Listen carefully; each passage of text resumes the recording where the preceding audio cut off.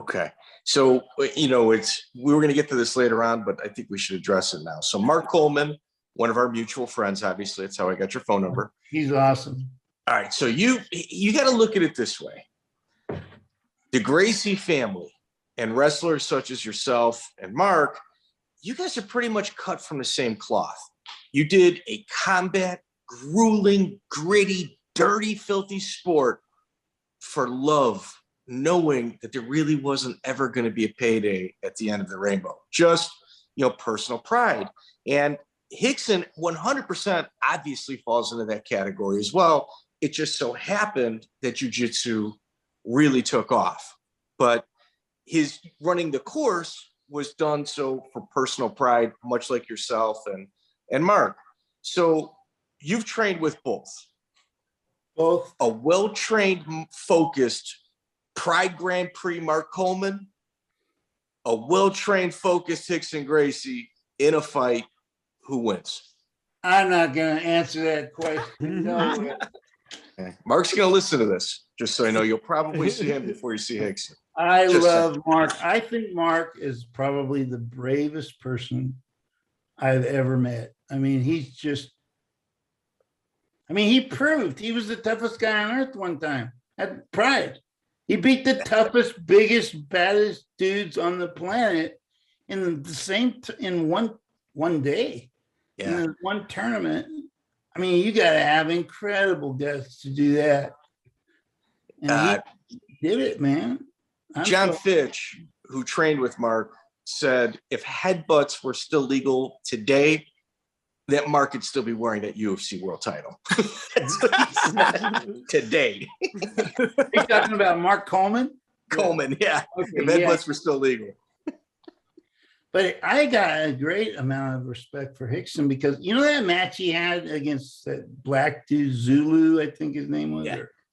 Anyway, that match really had an impact on me. There's a couple of different matches that had an impact on me. One was fictional. It was that Charles Bronson fight in Hard Times. Remember that? That prison movie? No, it was about a guy living in the Depression, didn't have any money, goes into some town, comes out of nowhere, goes into town and starts betting on himself to win these nose-barred fist fights, bare knuckle fist fights. And anyway, I just thought that was, it wasn't real. I thought it was really intense if it could have been real.